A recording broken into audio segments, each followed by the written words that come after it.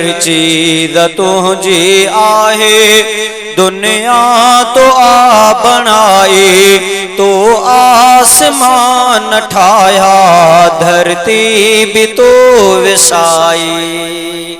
डाडिया जो सुभान अल्लाह। हर चीज तुझी आहे, दुनिया तो आ बनाई, हर चीज तुझी आहे, दुनिया तो आ बनाई, तो आसमान ठाया, धरती भी तो विसाई, तो आसमान ठाया, धरती भी तो विसाई। हर चीज तुझी आहे, तुझा नबी समूरा, तुझा वली समूरा, तो दर झुक्या झुकन था, बान्हा अची समूरा। तुझा नबी समूरा, तुझा वली समूरा, तो दर झुक्या झुकन था, बान्हा अची समूरा। तुझे आलू सबनी पेशान आ झुकाए, तो आसमान ठाया, धरती भी तो विसाई।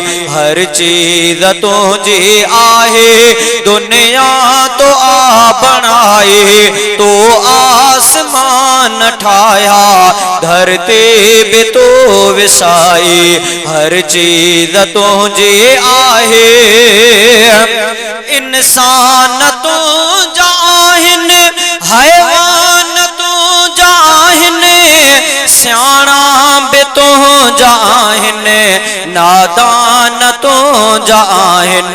तुझी नजर आ सबते, तो खान का बुझाए, तुझी नजर आ सबते, तो खान का बुझाए, तो आसमान ठाया, धरती भी तो विसाई। हर चीज तुझी आहे, दुनिया तो आ बनाए, तो आसमान ठाया, धरती भी तो विसाई। हर चीज तुझी आहे, वणही गुलाब तुझा, अनबो वलियूं भी तुझो, अंबे अंगूर केला, खारिक खजूं भी तुझो।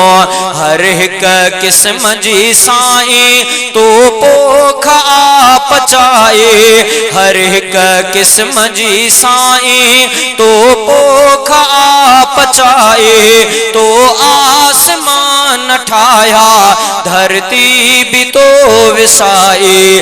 हर चीज तुझी आहे, दुनिया तो आ बनाए, तो आसमान ठाया, धरती भी तो विसाई। हर चीज तुझी आहे, बेड़ा जहाज तुझा, दरिया तू तो बहाए, बेड़ा जहाज तुझा, दरिया तो तू वहाए, समुद्र ज विच में बेड़ा, तू पाण थो हलाए, समुद्र ज विच में बेड़ा, तू पाण थो हलाए। उभते जहाज उडरल, उभते जहाज उडरल, ताकत न बेखे काए।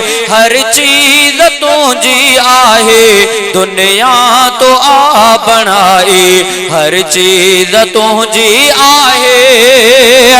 पुटड़ा भी तू दिए थो, न्याणियों भी तू दिए थो, पुटड़ा भी तू दिए थो, न्याणियों भी तू दिए थो, घरड़ा घर धयाणियों, राणियों भी तू दिए थो।